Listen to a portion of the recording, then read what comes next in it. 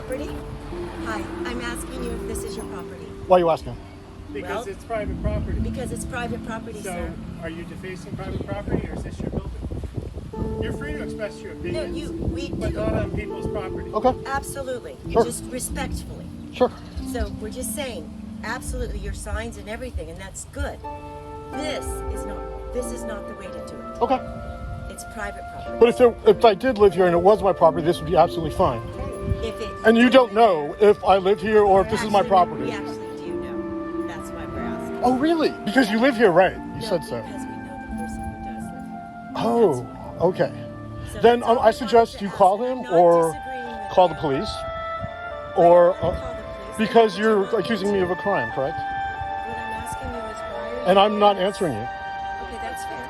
That's fair. So your choices are to call the cops if you believe I'm calling a crime, and I will more than be happy to talk to him. Okay, thank you. What's your name again? I'm Lisa. Lisa, what's your last name? What is your name? What's your name? I asked first, Lisa. What's your name, sir? What's your last name, sir? What is your first name, sir?